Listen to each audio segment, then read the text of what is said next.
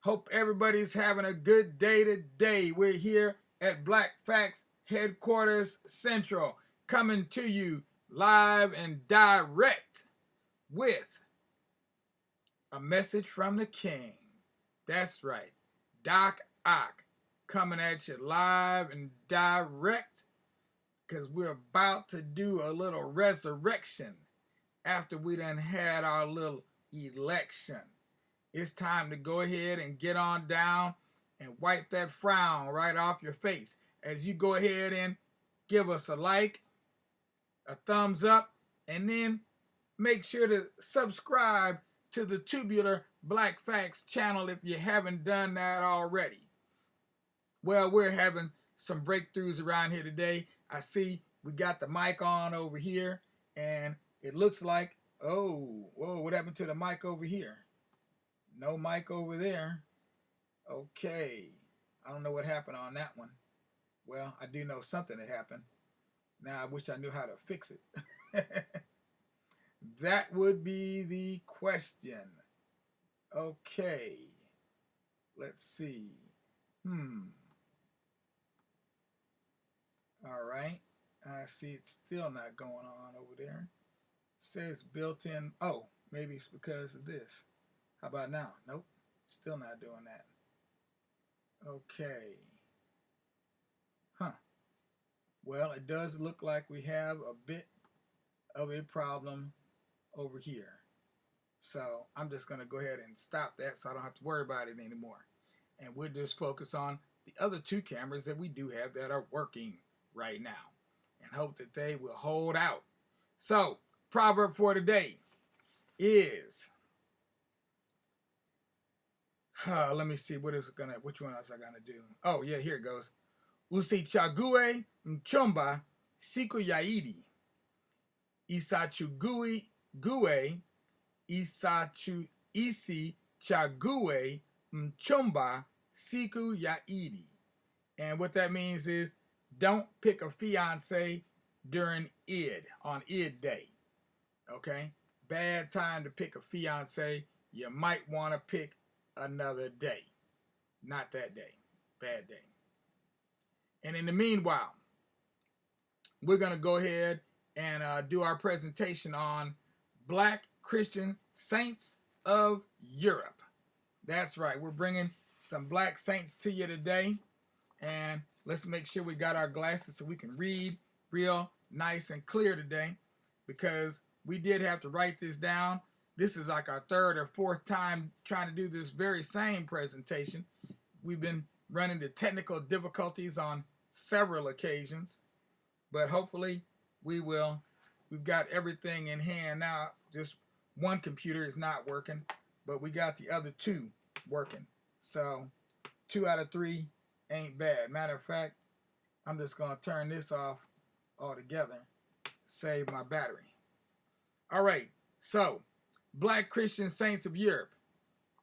Oh, let me go ahead and make a transition here, because we're going to transition right on into stepping into tomorrow.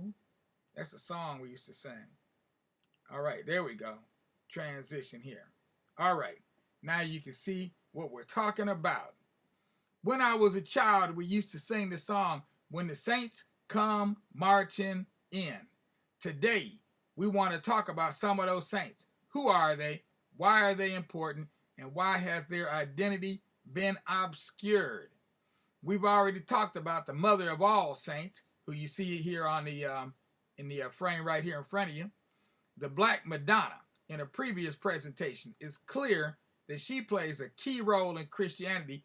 Besides Jesus, she's the most significant icon in Christianity, in the Christian religion. By the way, if you are watching us on Facebook, you need to go to YouTube if you want to see the images that we're getting ready to run through right now, because we're going to run it.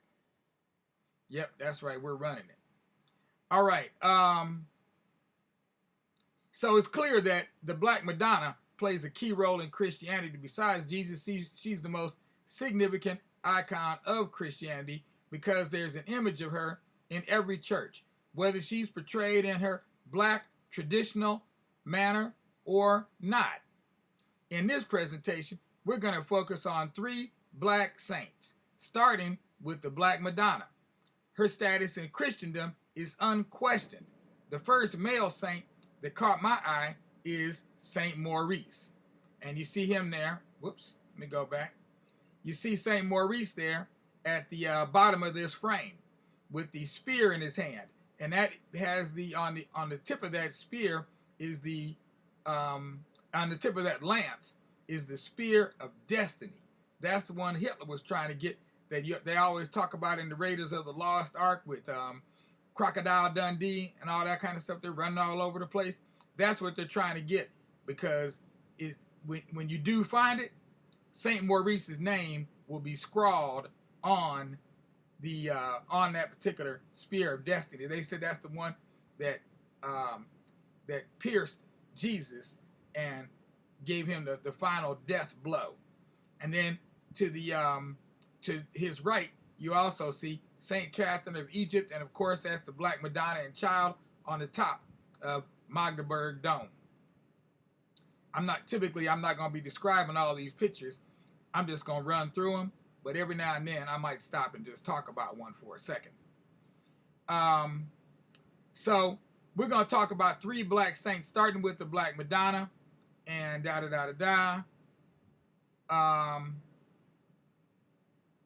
let's see. Oh, we talked about the first male saint that caught my eye as Saint Maurice. I don't know if it was his military dress that struck me, or the proliferation of images, towns, villages, mountains, etc. associated with him, but he stands out among all the black saints. The third saint we'll focus on is this one right here, Saint Peter. And you see him here in all of his blackness. That's right, he's black as the ace of spades, and look at that hair, nappy as the day is long. And these are pictures from St. Peter's Basilica in Rome. And as you can see, they're in very prominent places. They're not hidden off in a closet. They're not in a basement. They're not in a tomb. This is right out front. Matter of fact, this one looks like it's outside with the light shining on it. And you can see just what he looks like with that nappy hair. So the third saint we're going to focus on is old St. Peter, standing there at the gates with the pearly gates with the key to heaven. But there's a lot we could talk about, but this seems like a good place to start. After searching for as much information as I could find, a few things stood out. Number one, there are Black Madonnas all over Europe that are of great antiquity. They are highly venerated, and the congregants have been known to vehemently oppose the recasting of them as white Madonnas. The oldest of these icons were said to have been produced by St. Luke, a direct disciple of Jesus himself.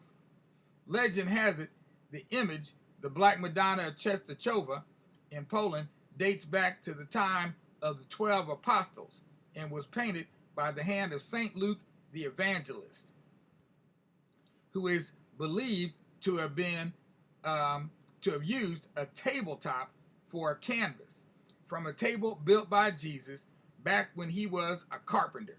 Because you always hear the stories about him being a carpenter. According to the legend, it was while Luke was painting Mary that she recounted to him, that's almost the picture I'm looking for, when she recounted to him the events in the life of Jesus that would eventually be used in Luke's gospel.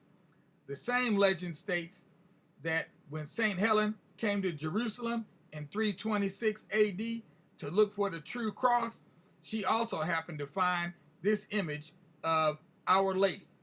She then gave it as a gift to her son Constantine, who built a shrine to venerate it. And this is a replica of the image that I was just reading about here, the Our Lady of Chova, and it's now in Poland.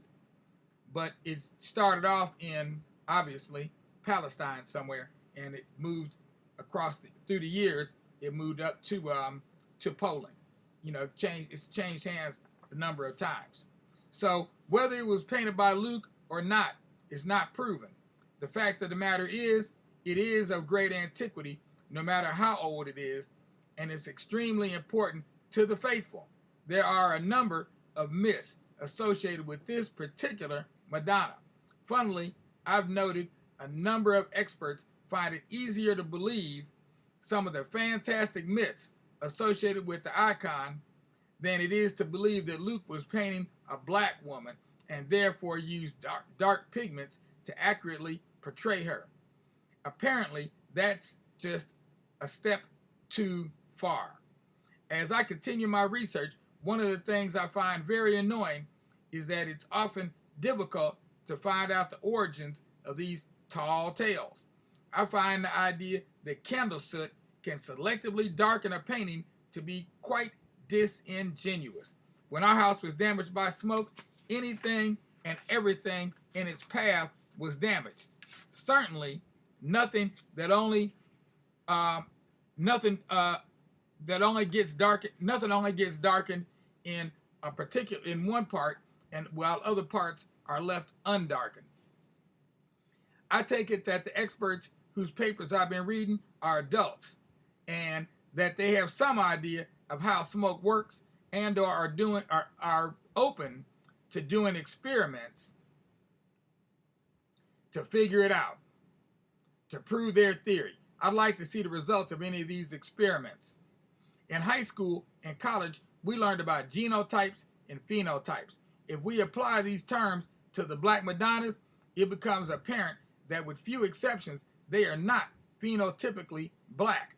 At the same time, it's also clear that they were designed to represent black women. As of this date, I've yet to see any rainbow-colored Madonnas or any of Native American or Asian extraction in Europe. Seeing as how the primary color associated with death is black, the explanations given for many of these Black Madonnas seems doubtful at best and at worst deceitful. When it comes to Saint Maurice, who you see on the screen in front of you right now, when it comes to Saint Maurice, those icons are definitely representing a black person, with all of the telltale signs I've seen in the past, including the thick lips, wide nose, nappy hair, and light brown to blue-black skin color. Light brown, I don't know how, and either brown to black skin color. Why there's such a difference between the way they depict Saint Maurice and the way they depict the Black Madonnas, heaven only knows. I haven't figured that out yet, and nobody seems to be able to tell me. They've come up with some wild and crazy theories, but none of them really make any sense. I'm going to go back to this picture here. It's the last picture I had of Saint Maurice. Was it easier to find black men as models? Or were the artists copying each other? If there was a scarcity of black female models, that would it. Where the Black Madonnas are found today were originally dedicated to the worship of older gods from Rome or Egypt. Gods and goddesses like Sybil and Artemis, Isis, and Horus have an extremely long history in Europe, stretching back as much as 20,000 years. This makes it easier to understand why there are still 400 to 500 shrines to the Black Madonna all across Europe, from Russia to Portugal and from Rome. For the existence of the Moors could not explain this phenomenon. Although the Moors on the Iberian Peninsula came right out of North Africa and were therefore of a dark complexion, their religious beliefs forbid the depiction of their God, Allah, his prophet, and even each other. They were decidedly Muslim and adamantly refused to create images of anyone, much less their God and his prophets, to this very day. The black saints who are depicted as such by early artists are the highest order. I've seen plenty of images of the Black Madonna and of Saint Maurice. but do not recall seeing multiple images of a Moorish St. Peter in St. Peter's Basilica, like the ones I just showed you a little bit ago. Not only was he black as charcoal, he was also depicted with nappy hair. It's hard to make out some of his other features because he is so dark. He's definitely venerated as he appears here with a papal crown and dress for special occasions. Otherwise, you just see him like this, just raw Peter. That's right, a raw Peter in Rome. Ain't that something? Sweet Peter Jeter the womb beater. Ooh, did I say that? Oh, I didn't mean to say that. That just came out that way. The significance of St. Peter cannot be overstated, since Jesus is quoted in the Bible saying Peter will be the rock upon which the church is built. I'm not going to say much about him right now because I don't know enough to talk about him really at an in-depth kind of a way. But last but not least, we have St. Maurice, and that's what we're going back to now. I'm going to go back over here. We're going to look at some images of St. Maurice. Last but not least, we have St. Maurice and the Theban Legion.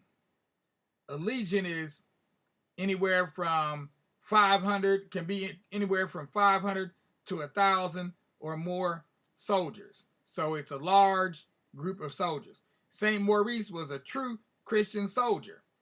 In 286 CE, in the Christian era, St. Maurice and all the members of the Theban Legion died for their beliefs long before the First Crusade. As the commander of a Roman legion of African soldiers, he was martyred at a place called Agun. No, Agaun. I think it's Agaun, or it could be Agun, or something like that. I'm still working with that. In Switzerland, now known as St. Maurice, much easier to say. Now known as St. Maurice, Switzerland. Along with all the soldiers of the Theban Legion, including St. Maurice, 26 of them achieved sainthood.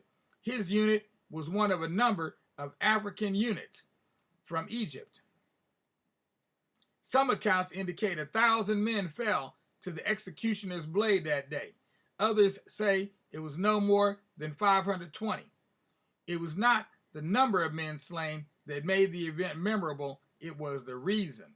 According to all reports, this legion of African soldiers in Switzerland refused to venerate or worship Roman Emperor Valerian. Christians were considered undesirables at the time, and this was one way of flushing them out and purging them from the military. Some say they all died that day in 2086 CE. Some say many died long after escaping the execution for their refusal to follow orders. Whatever the case may be, Emperor Valerian was unable to get them to kowtow. And here is the last image we're going to show you today of St. Maurice. And this is one of my favorite pictures of him here with speaking to St. Erasmus. So we've got St. Maurice on the right and St. Erasmus on the left. And we're going to end right here so we can try to keep this within range, our 20-minute range. And then we're just going to do this. We're going to break this into 2 parts. So we're going to come right back with part 2, and then you'll be able to check out the rest of this whole piece on these black gods and saints, I believe I called it, black Christian saints of Europe. Yeah, black Christian saints of Europe. So, signing off for the moment. We'll be right back. Stay tuned. Don't be a loon, because we'll be back and finish this off. And peace out to Ansar Ibn Bustamante. All right, brother Bustamante. We're coming right back at you. I'm going to go ahead and do that.